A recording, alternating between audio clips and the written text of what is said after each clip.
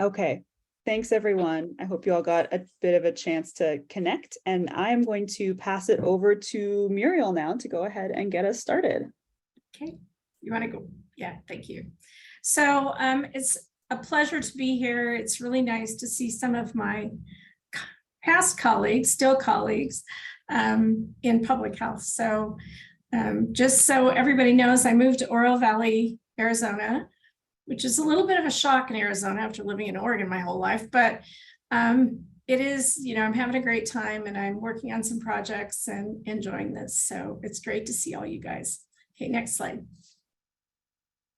So, as we talk about this, we were fortunate in 2011 to 13 to be able to do a plan. And I think what we have to remember is the first step in all of this is really building capacity at the local health department to reinforce that this really is a thing. Climate change is happening. It's a public health emergency, which we all know, and its impacts are being felt locally. So I think as you talk, we'll talk more about this as I continue, but thinking about how does it apply in your own county and your own region, and then how do you move forward on the work? And I think one of the things I learned when I was participated on the NACHO board was just that in public health, we have to take the lead. Sometimes it's okay for other people to take the lead, but if something's not moving, sometimes it's our responsibility to do that, especially if it's affecting people's health. Okay, next slide. So climate in Oregon and why it's up to us, everybody knows what's happening. We've had the hottest years in state history over the last bunch of years, lowest snowpack ever on record in 2015. We have had severe wildfire seasons. 2020 was 1 million acres and over 4,000 homes. I think the other thing too is we've had a lot of natural disasters, whether it be storms, floods, landslides, and then drought emergencies in a lot of the counties. And I think as we look at all these things happening, and just an example as we talk about the snowpack, I moved to Bend in 1998. I lived south of Bend, just a few miles at 4,000 feet. And just watching the change in snow over the years myself, and then the last few years before we moved, we wouldn't get a lot of snow. And then all of a sudden we'd get these giant dumps like in February. And, there's ice dams all over my house and I'm trying to figure out, we're trying to figure out what to do. So I have some great pictures of snow like up over my head on the deck. So it was faster, famine. It was like, it was sort of in the old days, we'd get snow and then we'd have a break. And then we'd get snow and we'd have a break, but it kind of just isn't doing that the same way. Okay, next slide. So a couple things also, as we have to think about how it affects our community. So it affects communities differently depending on the community. We have to look and acknowledge and address racial and economic inequities in Oregon. Pandemic further created inequities, and then thinking about those people on the front line when they're fighting fires. And I know we've lost some people in fires in Oregon and other states recently. So thinking about how, there's that increased risk of illness and death. It affects mental health. So what's really important is we think about how do we develop this social resilience among people to help them kind of get through that. So it's really up to us to plan for the future. Okay, next slide. So Lori is going to have you do just a quick thing. I know that you did this exercise at a CLO meeting, but we also want to find out how you're working with your county commissioners, and I'm going to talk about that next just a little bit. So Laura, I'll let you go on this one. Yes, so I am going to pull this up here. So what we asked a question that was very similar to this in our June session about where you are on your county's climate plan right now. And what we are going to do is use the annotate tool, and I'm actually going to post instructions for it in the chat for those of you who are like me and like to read and learn rather than listen. For those of you who like to listen, if you find the green box that says you are viewing Laura Daly's screen, there should be a button there that says view options. If you click on that and select annotate, a toolbar will pop up, and then there's a stamp button it's the fourth option from the left. Just click on the stamp that you would like to use, and then drop that stamp here on the screen where you are in your climate plan on this scale.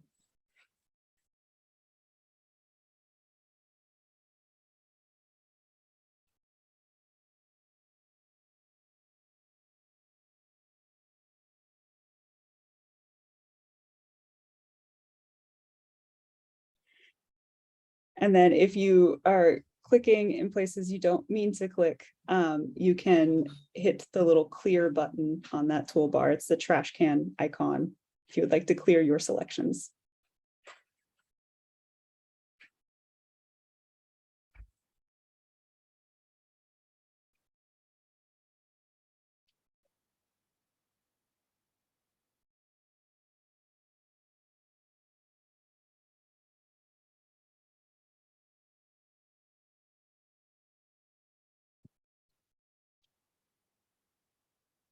So I'm seeing it slow down a bit, and I'm seeing most folks are planning, stating that this is brand new work, or that they're just starting. And then we have a few people who are in that building relationships and partnerships and planning stage. And then I don't see any stamps on the far right side. I am curious, just if somebody who is in the second from the left, that we are building partnerships and planning, if someone wants to unmute and share a little bit about how that process has gone, or what's going on. I do see Andrea in the chat said, I want to add that we have an old plan and a current climate and health monitoring report. So we are not starting from scratch, but we haven't hired new staff yet. We are very early days on the next plan. Thanks for that clarification, Andrea. But yeah, I'd like to open it up, see if anyone has anything they'd like to share about this process and what it has been like and what they are dealing with right now.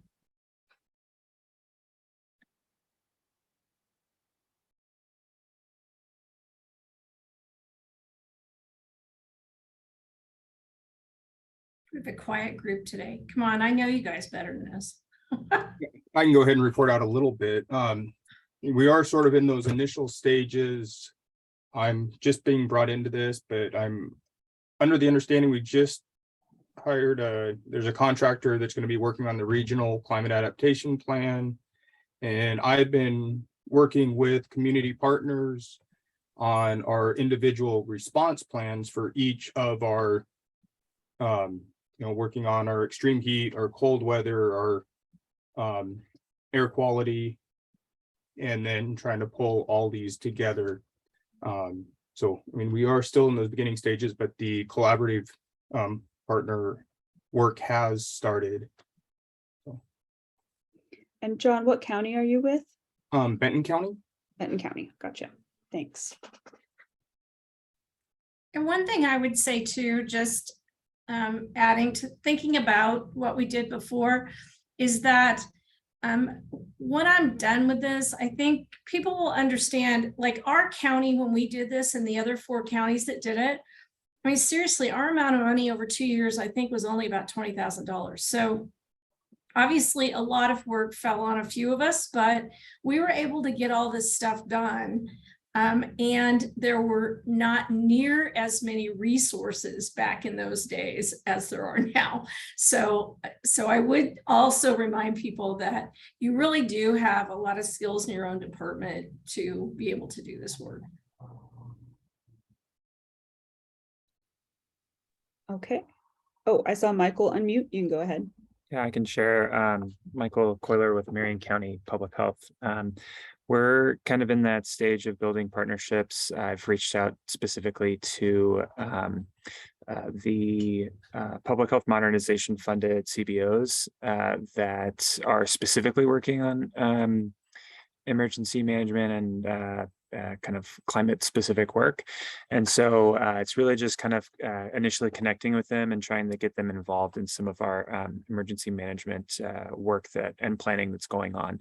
It's kind of the beginning stage. I'm not really sure how that would potentially feed into climate adaptation work. But yeah, that's where we're at. Great. Gotcha. Thanks, Michael. And then I will pull up the next question, which is, do you have political support in your county? And for this one, we kind of have a gradient. So we face significant opposition or barriers in our county. In the middle, there isn't really much interest in this work in our county. And then on the far side, we have interest and support in our county. So again, using the annotate tool, just drop a stamp kind of where you fall in here.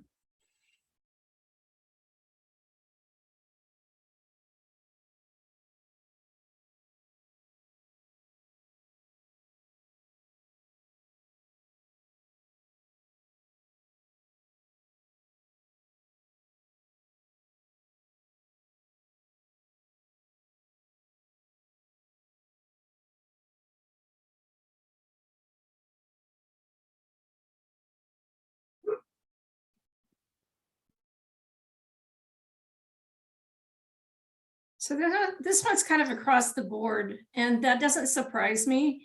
It depends a lot on your commissioners, depends on the community. There's lots of different things that kind of affect this. So this looks about what I would have guessed it was. Yeah, perfect. I still see some people dropping stamps on there. I'm curious, the people who are on the far left side in the dark red territory, what are some of the barriers that you're facing in your county? If someone is open to unmuting and sharing a little bit.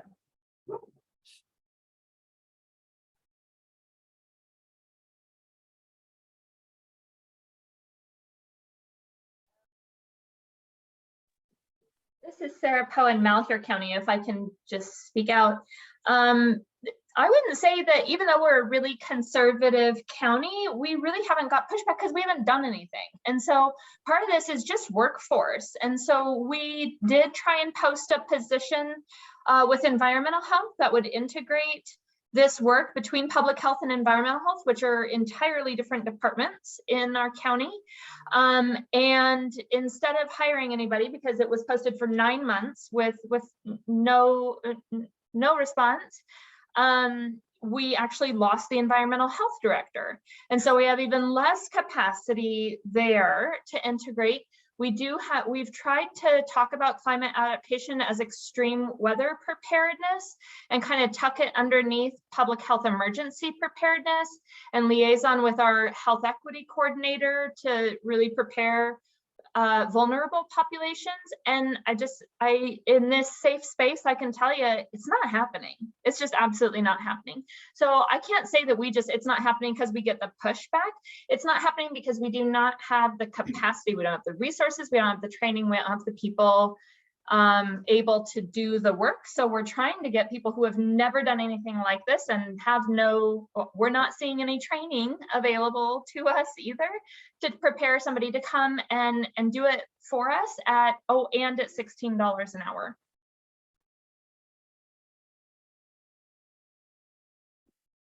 Yeah, thanks for that, Sarah. Thank you. Yeah. Go ahead, Muriel. Oh, I was just going to say that, I think that's part of it. It's hard to think about where does this fit? And I'm going to talk a little bit about that, like what are options that you can think about, and also sort of where we fit it in our county to make it work. Because obviously we just put this on top of other people's jobs.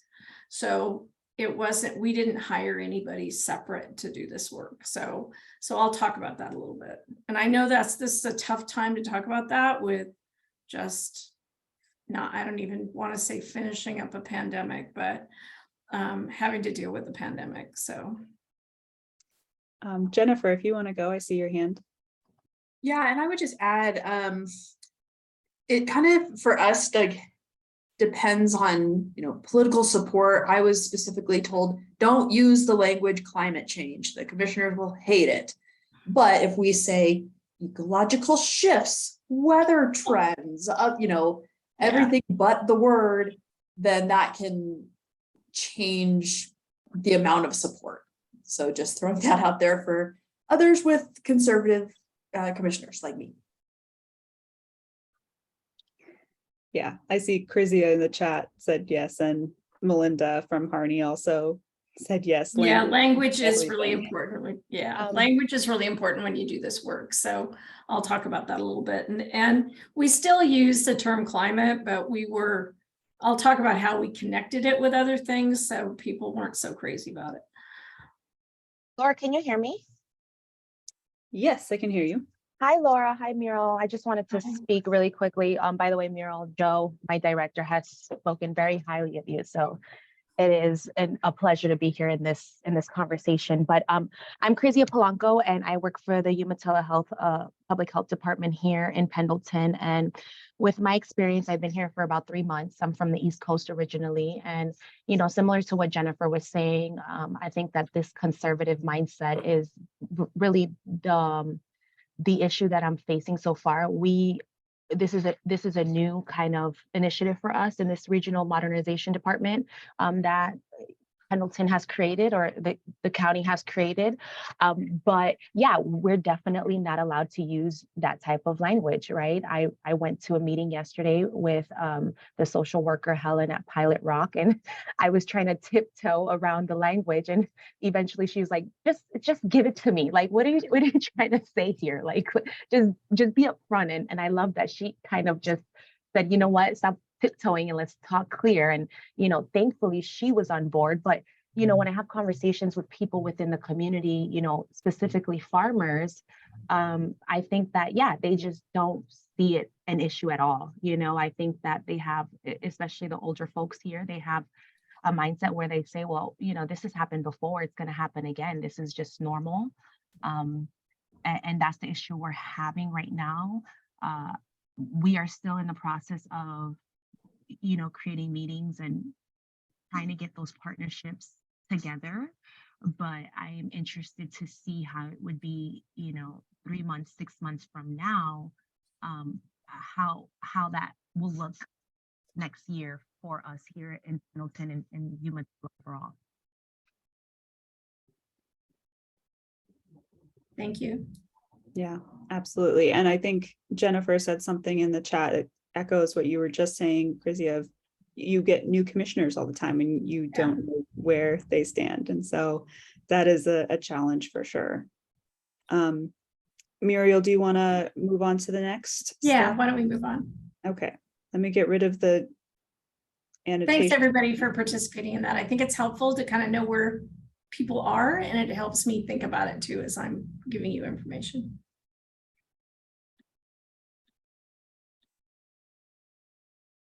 So back when we started this work, it was really, it was Climate Ready States and Cities Initiative, 2011, 2013. One of the things that helped us, and this is one of the helpful things I would say think about, is we had already been working with emergency management and the hazard vulnerability plan in 2010. We kept pushing from the public health side that we need to include climate in this. And we did get some pushback. People were like, I don't know if we want to do that. But we finally sort of provided enough information to them that it kind of came out as one of the things we needed to include. So that gave us a little bit of push, because that group was the group that we ended up sort of leaning on to develop some of this work. The other thing that had happened at the same time, there was a GEOS Institute that actually led a group of Central Oregon stakeholders through this whole exploration process on climate conditions.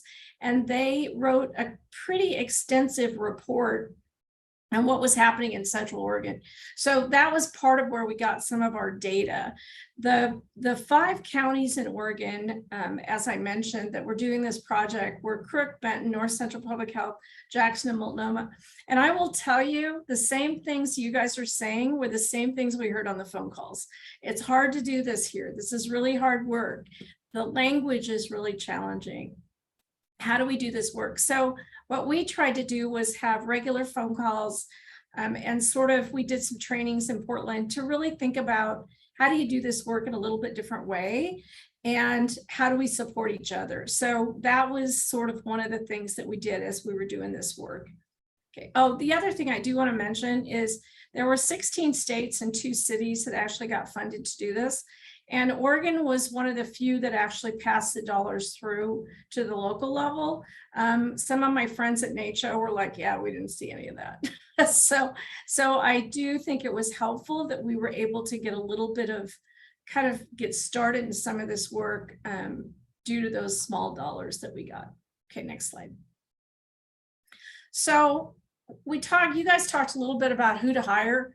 And in Crook, we started with the nurse who was doing public health preparedness, who was overwhelmed because she was also doing communicable disease, myself, and then environmental health actually joined us the second year. Max he did regulatory work for Crook County and Jefferson County, and still does. So he was pretty busy, but the reason I brought him in was partly because he had a lot of connection with some of the partners that we wanted to work with. And so Max helped. I had him read documents as we were writing. I really had him involved in it, but his role was very, very regulatory in the county, and he didn't have a lot of time.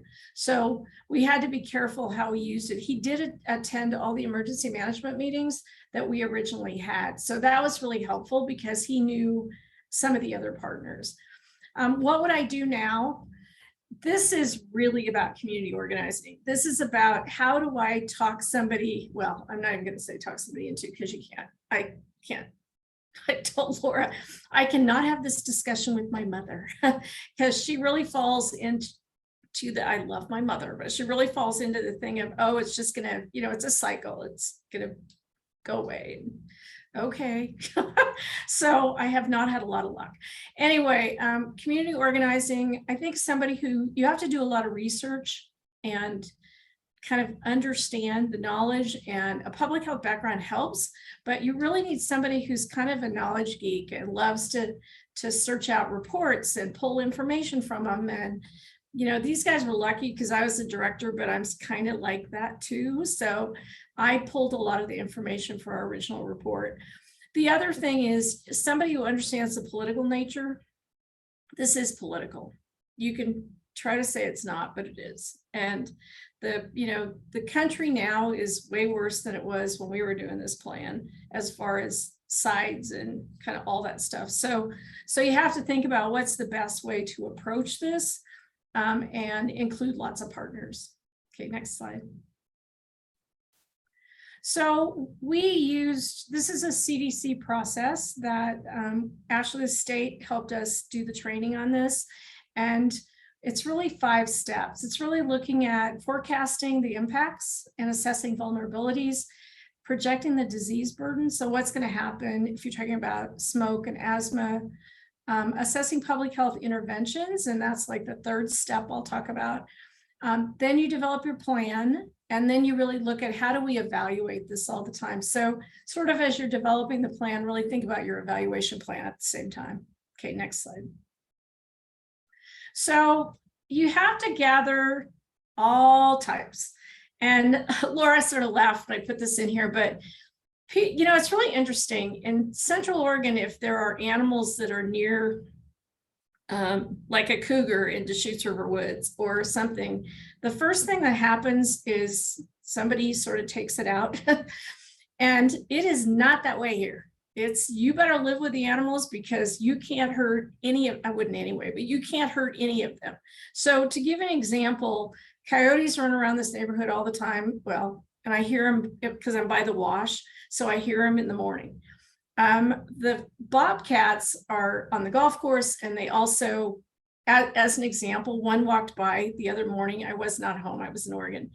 It walked by our front window on the sidewalk and it had a rabbit.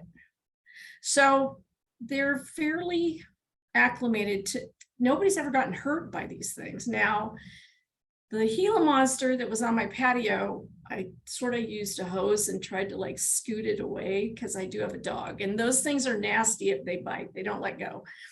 And then finally, it's the javelina, which are interesting little critters who think dogs are coyotes, so they will attack a dog. So you have to be really, really careful and turn the other way if you've seen javelinas.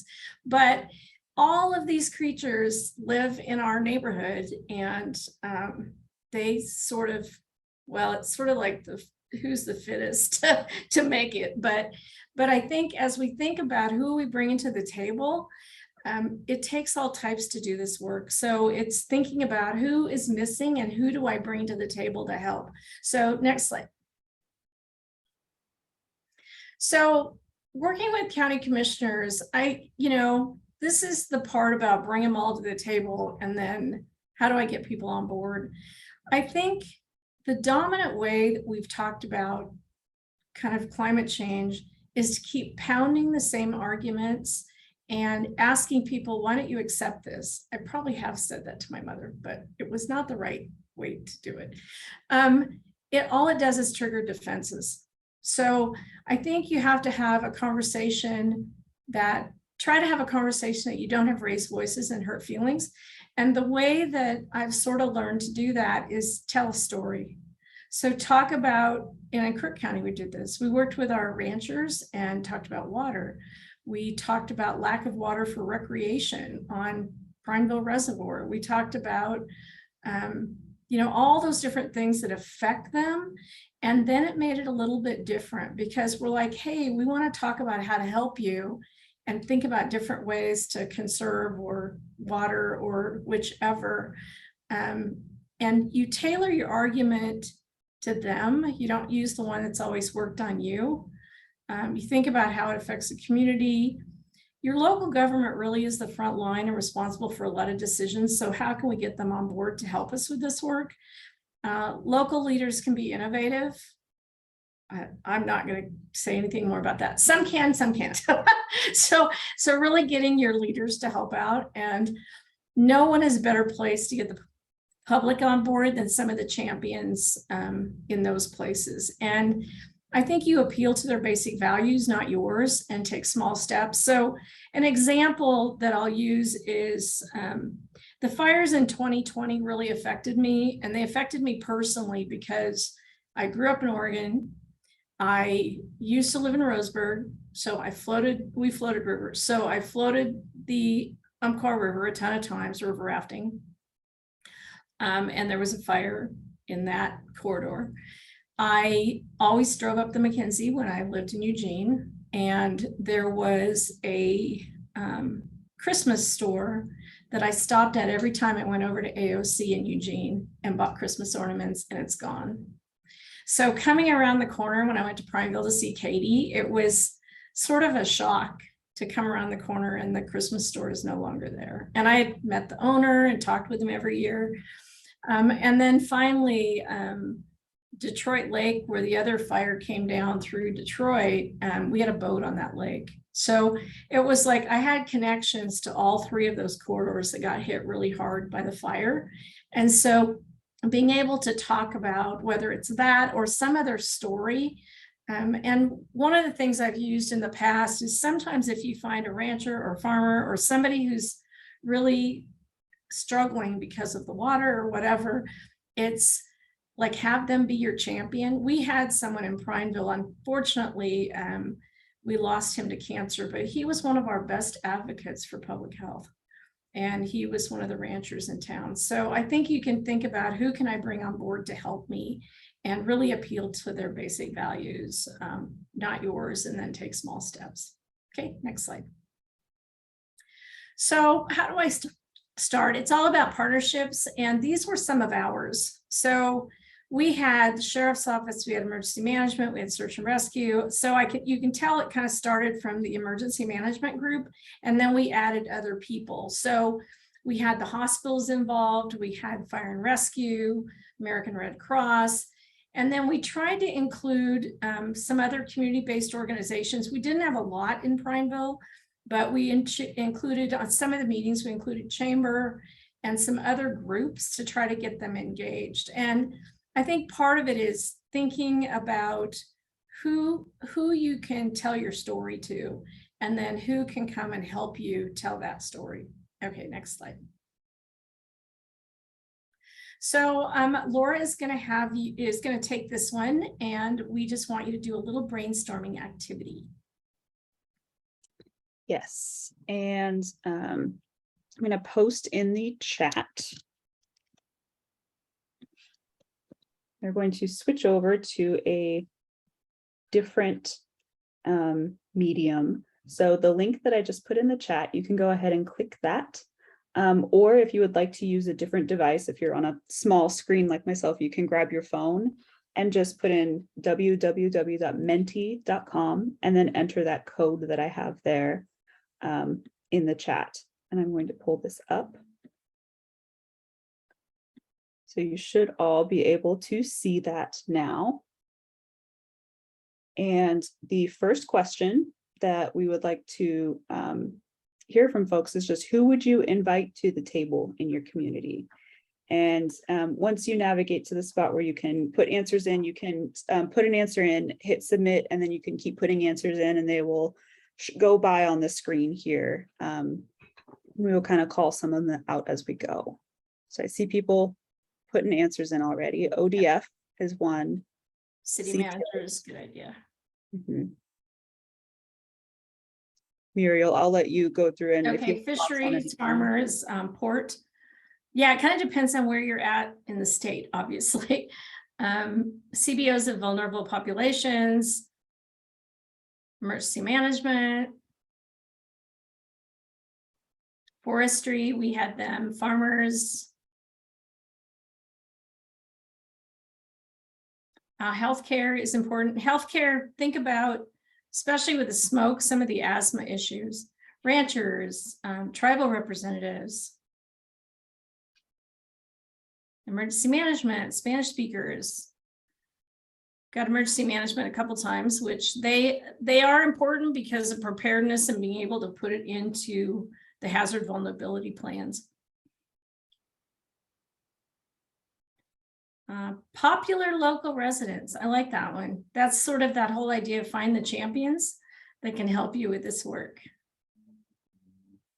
Homeless shelters, health plans, MSFW organizations, disability rights, organizations working with fire survivors. Oh, tourism. We didn't really think about that. That's a really good idea because at the time, I mean, that is what drives a lot of that work. Older adult communities, local power companies. Cool. Lots of ideas. So I think this is where you take this and go back. You know, we'll have you work on this a little bit, but this is where you go back and work with your partners and think about who are specific people that we need to invite to the table. And I'll talk about that a little bit, kind of what you have to prep before you do that and have them there. But these are great examples. Kathleen, you can go ahead. Yeah, thanks. You know, I know, Muriel, when you were doing this work, it was a few years back, and I think given the landscape of engaging partners, and I'm particularly thinking about community-based organization partners that represent specific cultural groups within our communities. Right. And just the asks of them is so much, and the invitation to tables in community are so many that when we're thinking about what the table looks like, I'm curious if you can talk a little bit about, because maybe others are thinking or having the same issue is in the BRACE framework, they recommend, you know, an advisory committee of sorts. But if that's, you know, I guess what am I trying to say? I'm asking like, what can the tables look like when Right. it's not exactly a table where you're bringing people regularly together? And how might you approach that now, or maybe if you did it differently than having an advisory committee at the time, if you could talk a little bit about that engagement and that input that doesn't require a monthly meeting or, you know, like a full-on advisory committee. So I'm going to talk about that a little bit later, but I'll just bring up a couple things. One is you can do it in different ways. You're absolutely right. So we have used, we use community surveys. We look at other groups and think about not necessarily the advisory group, but how do I reach out to these other groups and get their input? And I do agree, you don't have to have, you know, it's probably helpful to have one advisory group, but you don't need to do that for everybody that's part of it. And making sure that you're reaching out to them to read plans, to give their input. So an example was we used to do like a thank you public health breakfast at the end of the year. And we invited all kinds of people to that had been a part of public health somehow through the year, and invited them to the breakfast. And when we had them at the breakfast, we always would ask them to like fill out a card about a specific issue. Or the other thing was we did a survey, and this was part, I was trying to remember if it was part of FAB. I'm not sure exactly where the survey originated from, but what we did is we did a survey with community partners, and we included a bunch of them and asked what they thought about what their health department was doing, but then also, how would you like to be involved? And we had numerous people say, we want to help you write grants. We want to help you, we want to read the plans that you're doing. We want to, so I think you have to really think differently than just this quote advisory group. I think the other thing too, and I always think about our community engagement group in Central Oregon that was part of the CCO.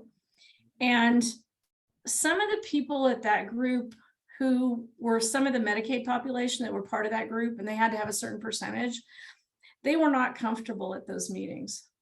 They felt like certain people took over the whole meeting and they just weren't comfortable. And so we tried to find ways, and I was only on that a short time, and then I ended up on the provider engagement panel, but we tried to find ways that we could engage them and ask their opinion without them feeling intimidated.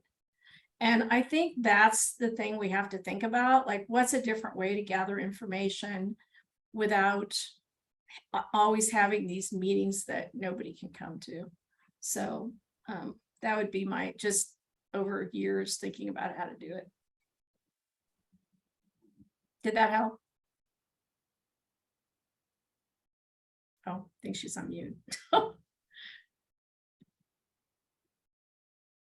She put in the chat, yes, thank you. Yeah. So go ahead and keep up that Menti window, because we will have another question in a bit that we will also have you use that for. And I'm going to go back to the slides and we will keep going. Thanks. So a couple things that we talked about, and I did touch on this, but thinking about how does this align with preparedness planning and community health improvement plans? So it really does align pretty well with preparedness. And as I mentioned, we started that early and then made sure we had plans around drought, plans around wildfire, plans around flooding. And those were more like, what do you do at the at the local level? I would say the community health improvement plan is harder, at least it was in our region. And part of that is it's also political. I was on the steering committee and we really pushed that environmental health was a piece of that, and we did get it in the plan, but we really had to work at it. And part of it was the way our process was in Central Oregon, in that you had all of these different groups. So we had our operations group, and we had the provider engagement panel, and we had the community engagement group, and everybody got to vote, which made it a little challenging at times when you're trying to get something in that you know is really, really important, but there's, you know, you really have to explain why it's important and here's how it affects us. So it was a little bit harder getting that in the community health improvement plan. You can do it, but the structure is so different throughout the state, you have to really work at it. So that would be the only thing I would say about that. Okay, next slide. So I'm going to just briefly talk about BRACE and how we did it in Crook County. So, you know, the first thing, and this is where I go back to hire somebody who likes to do a lot of research, so, or can spend a lot of time looking up stuff, because you really have to look at your potential area. There's a lot more resources now to do this. And the state has resources about, you know, in a lot of these areas too, and there's new reports. So really look at what's the impact, what are the health outcomes, populations and locations that are vulnerable, and then thinking about what are the climate models. You can use projections. There's health vulnerability around climate change. So really looking at that. There's some tools that I'll talk about, like CDC has, where you can look at heat maps and all kinds of things to look at your specific area. So I would, you know, you have way more information now than we did back in 2011, 2012. We had to really search around to find things. So I think at least now there's definitely more tools. Okay, next slide. So the next thing you do is really project the disease burden, and there's some guides that CDC has done around health vulnerability. There's things around respiratory impacts. There are definitely more tools now that you can use some of those tools in your own department to really think about, how do I project this? How do I use this? We had a little bit, and honestly, with the state, we sort of like searched around to find things, but there's a lot more tools now than there used to be. Okay, next slide. So one of the things we want you to do quickly is, if you think about health vulnerabilities in your regions, and this is just going to be a quick thing to do, is really list some of those out. Like, what are the different health vulnerabilities that you just, without even doing the whole plan yet, you know that these are some of the vulnerable areas in your county around health. Go ahead, Laura. Yes, I am going to advance the slide. So if you all go back to your Menti window, it should say that I've advanced to the next slide. And the question is, what are some climate vulnerabilities that your community is facing? Again, you can submit an answer and then put in another one, because every community is facing more than one, likely. And this will show up here on the screen as a word cloud, actually. And so the more often that a word is put in, the larger that it will show up. There we go, drought. That's going to be a big one in the end, I assume. So the other question I would ask is, how do you relate this to a health vulnerability too? So think about that also, like asthma is probably a good example. So you can put in here either, you know, the climate vulnerability or the resulting health concern with that climate vulnerability. Right. Yeah.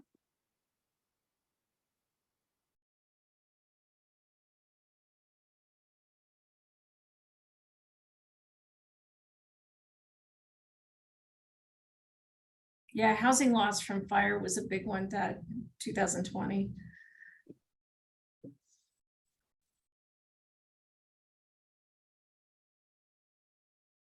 It was nice when I drove up the Mackenzie to actually see a lot of things being rebuilt. That was a good sign.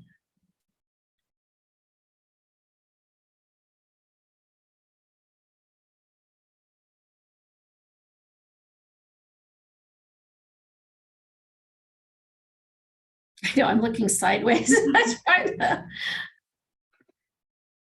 Ooh, somebody put in durable, I think they meant durable medical equipment needs. If that's Yeah. not the DME you're referring to, let me know, but that's a big one. Yeah, that is a big one.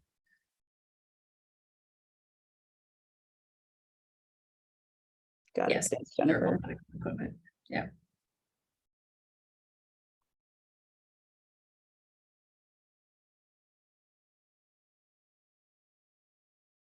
I think some of the things we think about too, I think about here in where it gets really, really hot in June and July. And you think about how does the homeless population dealing with that? I mean, it's, 110 or something during the day. So there definitely are shelters, but some people don't. It's an interesting environment here. It can be 98 degrees and I'll see somebody out running. I don't get it personally, but it's yeah. So just making sure that people take care of themselves. Great. I'm seeing this slow down, so it looks like, Yeah. oh, as soon as I said that. You can keep putting in answers, and the results in these two participation slides, these will be PDFs that we'll send out to everyone along with the slides. So you'll have these as well, along with the brainstorm that we just did. It looks like the largest one is drought, followed by, it looks like wildfire, smoke, asthma, and heat are all the most common across the state, which that makes total sense. Muriel, do you have any other thoughts? Yeah, the only thing I would add is I think this is another example of where you move someplace and things change. So with the fire, with the smoke in Central Oregon, we really noticed, and the heat. We didn't have air conditioning at our house. We were 4,000 feet. It was pretty cool at night. It wasn't a big deal. By the time I left, I had a small air conditioner in my bedroom because between the smoke and the increase in heat, it was impossible to sleep. So I think that's another example besides the snow of just how things are changing. And if you live in a certain place a number of years, you can see that. So, and access to AC is really true. I think the other thing too is thinking about some of the places that have had trouble with the power grid. And we put loss of power, but the whole power grid and what happens here, there was a warning that came out. It was really warm and it was a really high fire risk. And they actually talked about, shutting off power in certain places. So I think you just have to think about some of those things. Okay, thanks, Laura. Yes.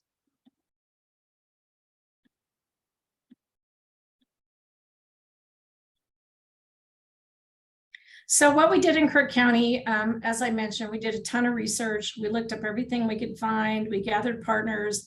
And then we honestly, in that report that we wrote, we had like 2.5 pages of just resources that we used to put that together. We also had a focus group. We got data from the local hospital. So next slide. So we determined the existing conditions. We looked at all those things we talked about. We did a worksheet where we really looked at climate change consequences and then did some ratings because we wanted to pick our priorities in Crook County. So next slide. So the impacts that we, it was kind of like what you guys were talking about. Ours weren't a lot different. Drought was a big one. And this was back, quite a few years ago, and we're still dealing with it, or they're still dealing with it in Crook County. So we picked drought, high desert, terrain, low rainfall. As global temperatures rise, the area will be at increased risk of drought, and then insufficient water. Some of the report that came from Geo Institute, but then also some of the ranchers were talking about a lower animal birth rate, diseases caused by water scarcity. So there were some other things that came out. Okay, next slide. Second was air quality, and the county's particulate matter was measured moderate 31% of the time between 2009 and 2011.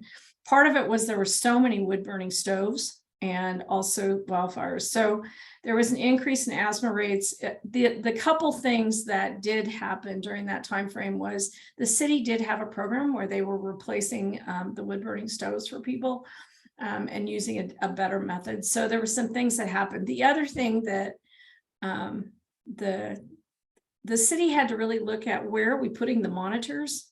This was real, that there really was that much particulate, but there was also a monitor that somebody put close to where somebody had a burned barrel. That was kind of problematic. So they really had to look at, where are we putting these throughout the community? Okay, next slide. And then at that time, we picked communicable disease, changes in precipitation, average temperature, cause spread of disease, warmer weather, increased temperature, favored common food and waterborne microorganisms. I will tell you, this one's interesting to me, because the one thing I will say about moving someplace where there are monsoons, and people don't, people always say it rains a lot in Oregon. Okay, you have not been in a monsoon, because if I stepped out the front door and it was raining, I would be totally soaked in about a minute. It's crazy. And so what I didn't know was, when you have a desert, well, high desert, and you have a monsoon and you get a lot of moisture, you get a lot of mosquitoes. So I did not think there would be mosquitoes here, but there are a fair number of mosquitoes. We're getting to the end of September. We're really excited because it's cooling down and the mosquitoes will go away. But literally, they're like the meanest mosquitoes I've ever seen in my life. They're like ankle biters all over. So you learn quickly that, oh, I made this assumption about this place and it's different. Okay, next slide. And Crizzy also just put in the chat that being from Florida, it's the same thing. It's just another level. Also, somebody wrote the other day on Facebook or something, it's like they're just waiting for the end of the month and monsoon is beautiful, I will tell you, but I've really never seen bugs as big as I've seen here. And I know they have that in Florida too. I'm like, that is a really big bug. But I did not, when I put the groups of pictures of the different critters around, I did not put the picture of the tarantula, even though I think they're kind of cute, but I've only had one, but I thought it might freak people out. So I didn't put the spider picture. I will say though, that just as an aside, on my front porch one day, I walked out and I thought it was a leaf, and I had flip-flops on, and I sort of just touched it with my foot to like knock it off the concrete out there. And it was a really big spider that was in a little ball, like jumped out, and you've not heard Muriel scream like that. It was ugly. So BRACE step 3 is assess public health interventions. So this is where you bring everything together, you bring your partners together, and you really start thinking about, what are the interventions I want to do in my own county, in my own region. Okay, next slide. So use your partners to help. And this is where it doesn't necessarily have to be an advisory committee. It can be another group in town. It can be, whoever you need to bring in to do some of this work, because the community change is really the power from the ground up. So you need partners to do this work. Okay, next slide. So the fourth step is really develop and create your plan. So you gathered your data, work with your partners. It's time to do the plan. And that's where you can use some of these other groups to actually read it and give you input on that. You might even, is there somebody that wants to help write a section? Is that, there's different ways to do that. Provide regular updates and then disseminate and oversee implementation. Next slide. So our plan was really to engage the community to develop a locally based community resilience action plan. So we wanted to increase community awareness. We wanted to get information out.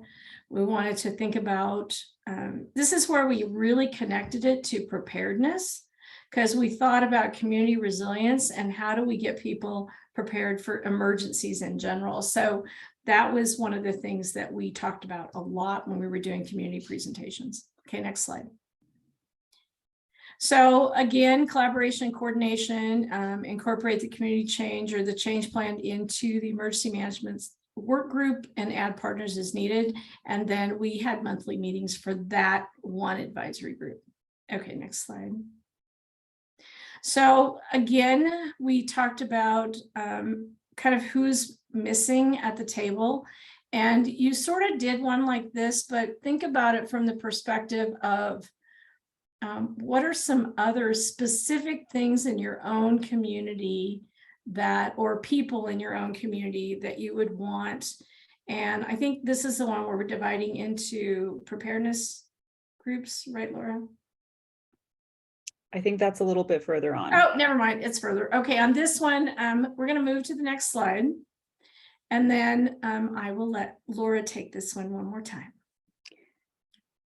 Yes, so I'm actually going to change this up here and share it a different way so that I can actually edit it. So on this slide, we have the list of all the partners that Muriel had added on here. And then we have a second slide just for who is missing. So if you want to just unmute and call out someone who's missing on here, I will add them to the slide. So just call out or put it in the chat, either or.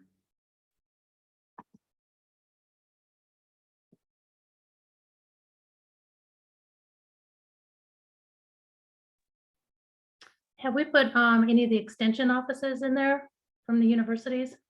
Oh, that's a good idea. Yep. Maybe that will be one. Healthcare workers.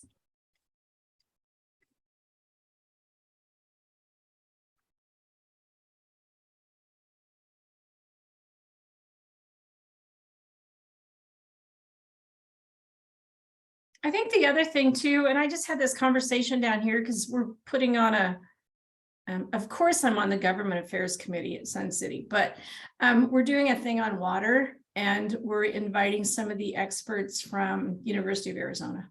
So academia, I think, is really important in this work. And they're doing a lot of work in a lot of the, like Oregon State and University of Oregon. And so I do think academic partners are really important. Schools, childcare.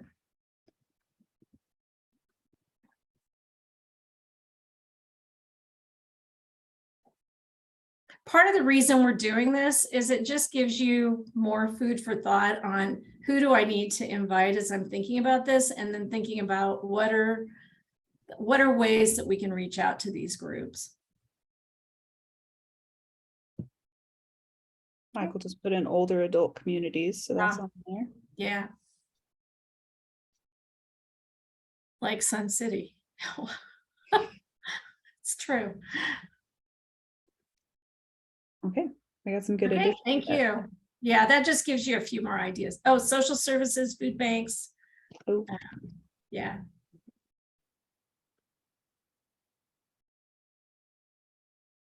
Great. Okay. Okay, thank you. Oh, faith community.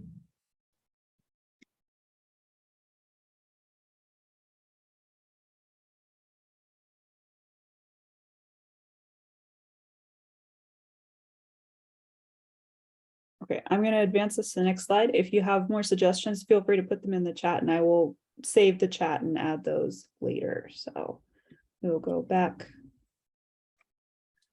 on to the next slide.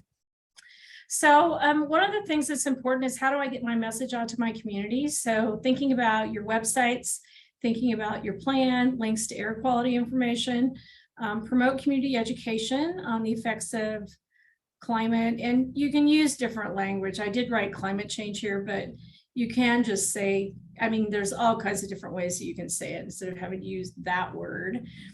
Develop and strengthen relationships with community groups to educate community members.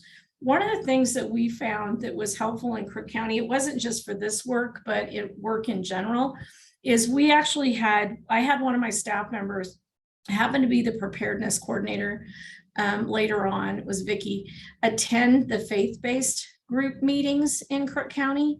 because we found that we could actually get a lot of information out to the faith-based group by attending their meetings. And they were a lot more open to that if we were a face at that table. So I think that was helpful too. Okay, next slide. So these were just some of the things we talked about doing. I'm going to go through these quickly, but drought and water supply, we looked at strategies to recognize health effects. We looked at evaluating at-risk populations. We wanted to make sure we updated our preparedness plans, and we also gathered information on health impacts and kind of response and recovery activities. What were we gathering, or what were we doing that we could actually kind of try to make a difference for the community? And so one of the things we ended up doing in relationship to this was we did some specific trainings for the community on resiliency and sort of how to protect and help themselves in some of these events. Okay, next slide. For air quality, it was really looking at the results and also making sure that there were more monitors. We implemented a community-wide program to provide safe destinations during bad air quality days, like the fairgrounds and also the library. And then we developed some strategies with Central Oregon Health Council to really look at the asthma rates and what was happening around asthma. Okay, next slide. So CD, it was really just monitoring. It's what we do all the time. So investigate. And then we developed a, actually one of my staff attended, they had a monthly meeting at the emergency room that was really just updates for people and talking about like any questions about what had come into the ED that there were questions about. So Karen actually attended those meetings, and it was helpful because she could take information about the health department, but they also could ask her questions about, yeah, you really should treat them for STI. So it kind of, it was actually a really helpful meeting. Okay, next slide. So examples to discuss interventions for your community. And so what we're going to do is break you up again into some groups. I will let Laura do that, but these are examples of different types of things you could choose. And what do we want to do about drinking water? What do we want to do about drought, wildfire smoke? And just come up with, like each of you come up with one intervention that you could potentially use in your community. Okay, Laura, I will let you take it. Yep. So we're going to split you up into groups based on preparedness regions. And I have this here just so you can refer to which region you're in. And I'm going to open up the breakout groups and just discuss what interventions you would do in your region. You can each bring something from your own county, or you can talk about how you would, what interventions you would come up for your whole region. So any of those discussions are on the table, and then just pick somebody to be the report out person when you come back, because we will have a slide where we're going to take some notes. Muriel, you think about 10 minutes. Does that sound good for these breakout rooms? Yeah, probably 10 minutes works for this one. Okay, 10 minutes. So I'm going to open up these rooms and then go ahead and actually you can select the region that your county belongs.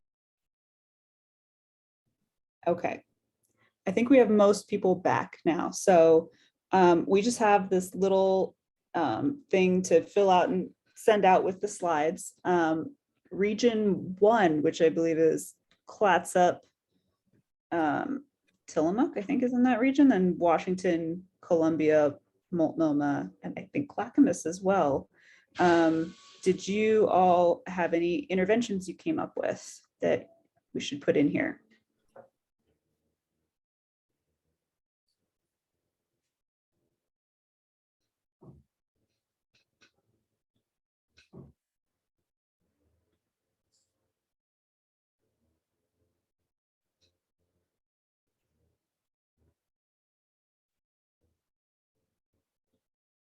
I'm seeing Kathleen, I'm seeing John Chang. Did you have any interventions that your group came up with?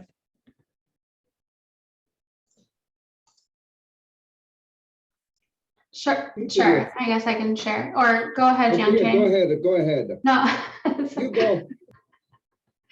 Well, Jiangqing talked about working with emergency management around standing up cooling spaces. I shared that that was something that we in public health at Washington County had done early this year, pre-season.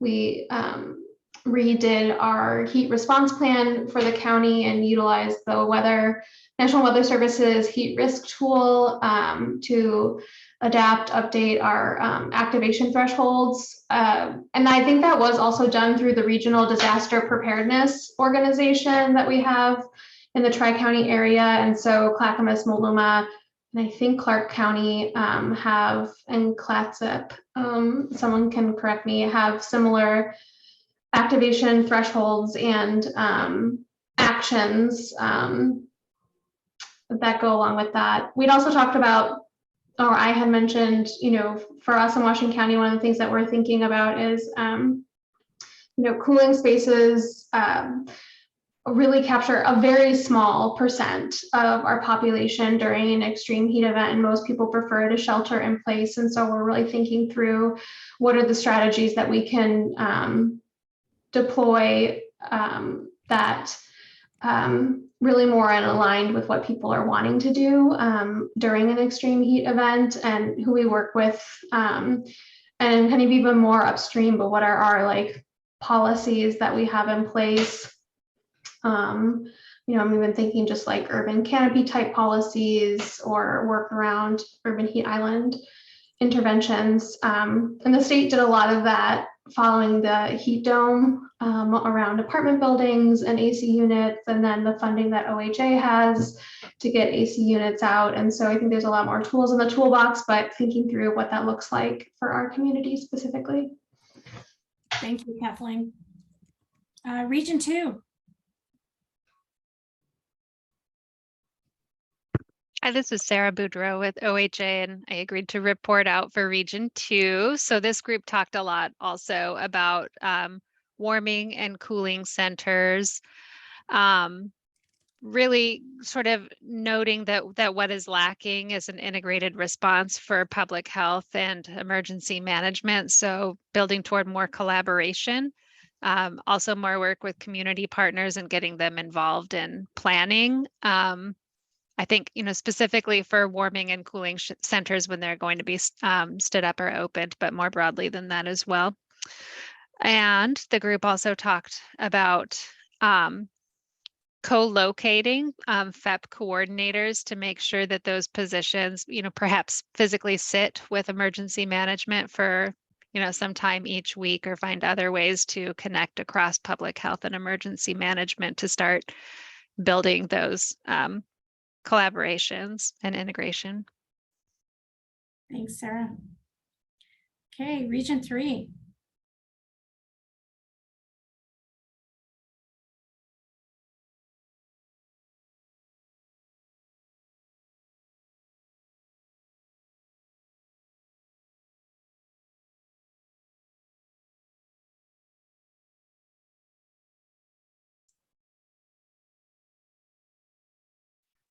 I think I heard, Let's see.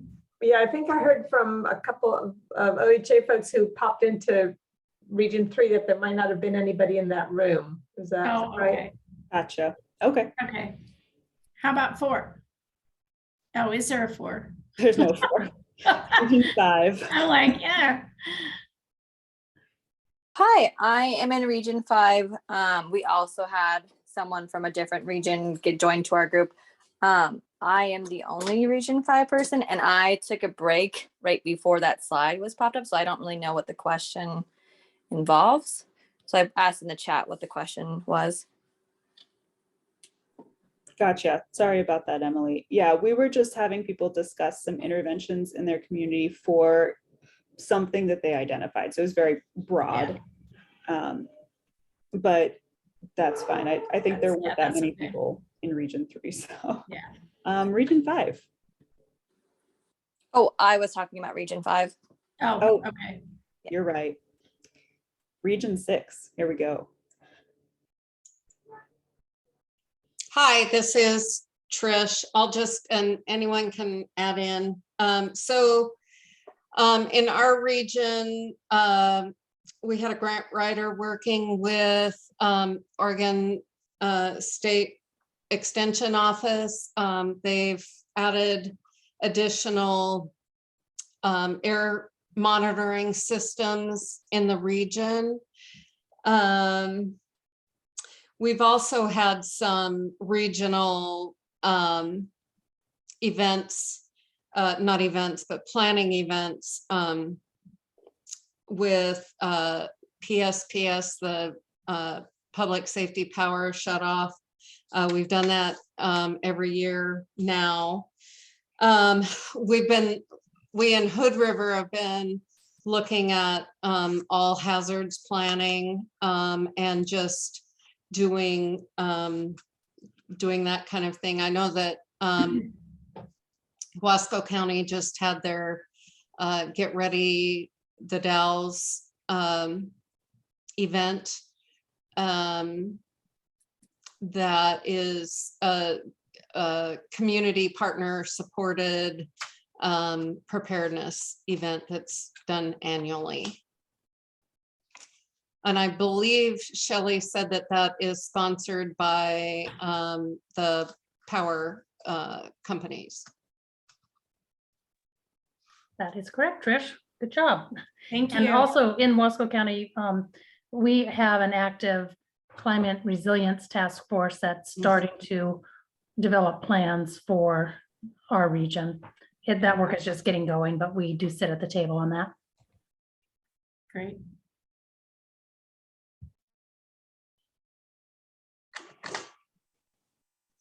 Perfect. Region 7. Which I believe is this big central region. So most of the state, land-wise.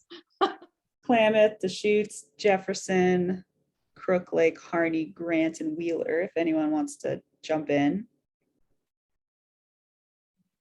Sure, I can start. It looks like Melinda had to hop off and she was in our group, and then it was me and Sarah Worthington.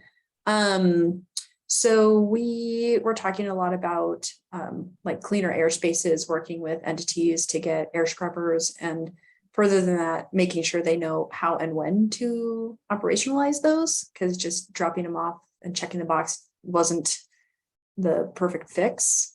Also talking about working with the new ODHS Office of Resilience and Emergency Management gal, who we learned is working for Klamath Lake and Harney, so not all of Region 7. But she was working on dry wells and cleaner airspaces. And something that had come up with at least 2 of our counties was around cooler airspaces and how kind of no one really knew who to take the lead on it. And a lot of folks said, that's very normal weather for here. What are we doing? So not a lot of buy-in either. Oh, and then we did just mention how OSHA now put in some rules around heat and people who are working outside.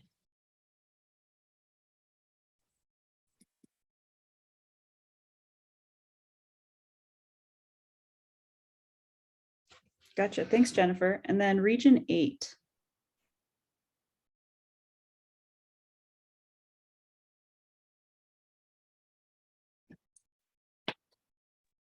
I don't think that there's a Region 8, but there is a Region 9 that I was part of. Yep. Oh, okay. Exactly. So we talked about, the main things that we talked about were providing clean air during smoky times and also making AC more accessible. We talked about how when there's smoke, people, especially with respiratory issues, are really heavily impacted. And so providing access to clean air, this might just be a room that they can stay in for most of the day, or evacuation sites, and making AC more accessible can be really important for people who rent as well, because there can be more barriers to that. And Laura, that was making air conditioning more available. So there's a smoke focus and then an air conditioning focus. for the folks in that room. Great. Okay, gotcha. Thanks, everybody. This was, I think it's helpful just to talk about kind of what are different ways people may approach this, and thinking about, yes, you have a lot of work to do in your county, but here's some ideas of what others are doing and what you could potentially do. I think the other thing that came out of it was we use the term resilience a lot in our preparedness work and also around climate. And we had like a fair that we invited all these speakers, and they came in, and we, got some freebies that we gave to people. And we had somebody come and talk. At one point, we had somebody come and talk about, actually, it was one of the more interesting ones. It was about fire behavior. So it was somebody from the Forest Service, and they talked about like when a fire happens, this whole thing about fire behavior. And it was really fascinating to listen to some of that. So I think those are things that you can think about too, like what are events you can potentially do in your community that you kind of get people on board. Okay, thanks everybody. And I just have a few more things to talk about and we will be done. So step 5 is really evaluate the impact and look at what you're doing and is it working? So make sure you develop your evaluation plan as you're developing your specific plan for your community or your county or your region. So think about if I'm going to do this, how am I going to measure it? Okay, next slide. So now I'm going to quickly go through the review of tools that can help you get started. Those are actually 2 of the cactus in my front yard. So I have a saguaro and I have an ocotillo. So I thought I would give you a picture of when they're really pretty. Okay, next slide. So Oregon Health Authority, obviously, I'm assuming there's going to be meetings, work groups, there's some basically work groups that will be doing some work on the phone. There's checklists, there's reports, there's a new report on youth mental health. There's the 21 climate change adaptation framework. There's like, how do we think about this differently in modernization? And then there's lots of publications and training materials. Next slide. So NACCHO also has some really good material, and they have policy papers that may help you if you're writing something. They have them on climate change, on ambient air quality. They also talk about health impact assessments and then health and all policies. Next slide. So the Centers for Disease Control, that's where the BRACE framework comes from. They have, I went on their site the other day and they have so many resources. They have videos, they have webinars, they have all kinds of things that you can use as you're trying to figure this out in your own community to help you think about kind of what are my next steps. They also have tools, as I mentioned, they had heat maps, they have all kinds of things. So that's another place that as you're doing research, you can also go there and use their information. Next slide. So the other thing that we did in Crook County is a health impact assessment. If you don't know what those are or you haven't done it, we did one on pedestrian bicycle safety with the city of Prineville, but it really, you can do the next slide actually, and I'll go through it quickly. What you do this, there's really stages you go through. We even did a training for community partners on how you do a health impact assessment. You could think about how do we do this in relationship to climate. So you screen and look at the value, you do a scoping, which is really what are the health impacts. You do an assessment, there's recommendations, reporting, and then monitor and evaluate. So it's in some ways it's like BRACE, but you pick a specific thing. And it could definitely, you could do an HIA around climate. Okay, next slide. So the other thing I want to tell you that we did was a little unusual, but we used to volunteer for, well, I think Katie still does, but we volunteer for all kinds of things in Crook County. So we had an opportunity to do what's called a community assessment for public health emergency response. And that was after we'd already written our plan, but CDC had a team, the state helped, we had community volunteers. They basically looked at the whole community. They did a cluster sampling, 2-stage with 30 clusters. And then They came and trained not only the state staff, our staff. There were 12 teams on day 1, 13 on day 2, and 4 teams on day 3 to kind of finish up. There were 14 hours of field data collection and 172 interviews completed in Crook County. That kind of when we did that. Okay, next slide. So this was a little bit of the sampling area. There were 10,202 households. They even went back to the household if they weren't there that day. One was selected 2 times. There was one cluster. We didn't send anybody out to Juniper Acres. It's a little scary out there. So we decided we were not going to have them go door to door at that location. Next slide. So what we did in the survey was we really picked drought as the item that we were going to be doing the survey on. We asked demographics, we asked about drought communication and the barriers, we asked about their water source and the quality, their conservation practices, their drought beliefs, their observations, actions to mitigate drought effect. And then we also asked some questions about general and mental health and household greatest need. Okay, next slide. So here's some of the things that were, there's the one that I put in red is the one that surprised us the most, but I think it gives you hope. 45.7% reduced their water usage in response to water shortages.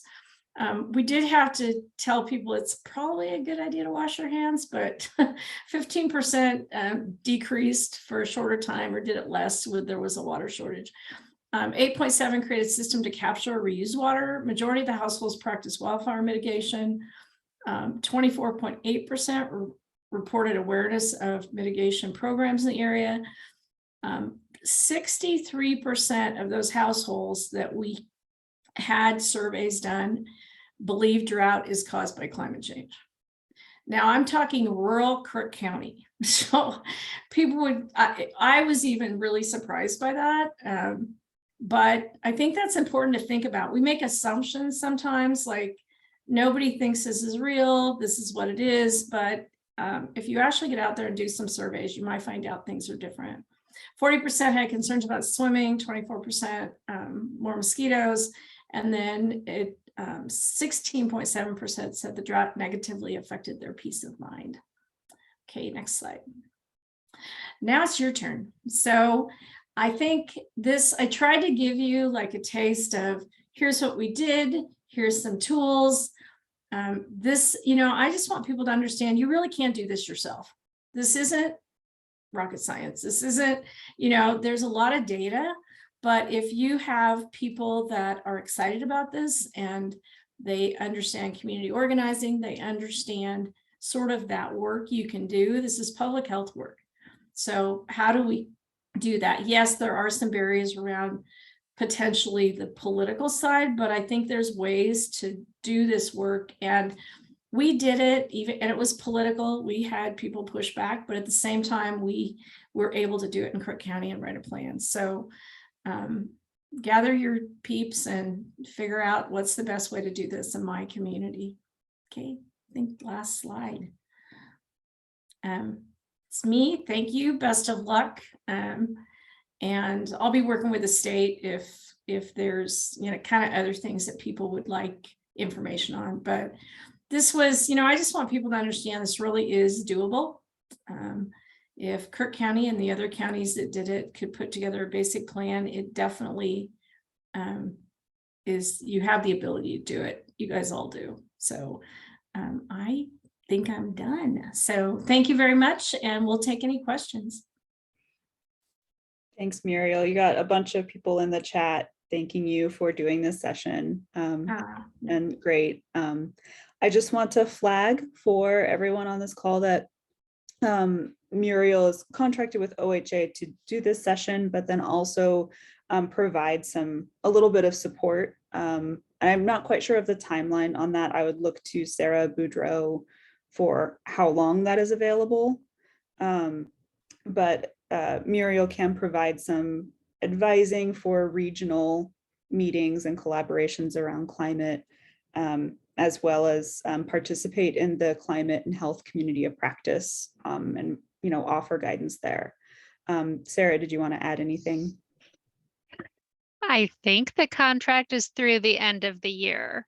Yeah, it Does is. that It's sound the right? end of Okay, December. okay. Yeah. So end of And I December. probably, if somebody wants me to do stuff for them, probably, Sarah, do you want them to work through you? Or how do you want to do that? Or you don't care? I don't need it to go through Oh, okay. me. I think you can coordinate with Chloe on best use of resources and Okay, that works. Yeah, and so that is the end of our session. We're happy to have any questions. I would also look to the OHA environmental health folks on the call just to see if they have any last thoughts as well. Yeah, I'll turn it over in just a second to Kim Pham, who's the manager who oversees the Climate and Health Program. And I'm, again, Gabriella Goldfarb, Environmental Public Health Section Manager. So the Climate and Health Program lives within about 24 programs in environmental health. And this was just so great that all of you participated and shared those thoughts, and hopefully this is just the beginning. And I defer to Kim to kind of talk about some specific planning that we're doing for offering, more direct support to you all, and trainings and things like that. Yeah, thank you, Gabriella. Thank you, Muriel, for such a great presentation and for framing it for all of us. And I know there's a lot of ongoing partnership throughout the regions and across the state. So there's a lot of knowledge here and a lot of acknowledgement that the work is already being done, whether or not it's being recognized formally as climate work or under another name, under different names. So really want to bring that forward as being a real strength across the state. And our team is definitely keeping our ear to the ground with all of you. We're open to hearing what the needs are and where you'd like greater support, both structurally and then in terms of technical assistance. I can share that our team at the state is growing. And so we have a climate and health evaluation analyst who is available to consult on evaluation needs as you're developing interventions or plans or just thinking about framing them with your other lines of work. And then we also have additional climate and health strategists who will be on board to help facilitate communities of practice. And personally, I'm so excited to be supporting this work. I think it's really exceptional.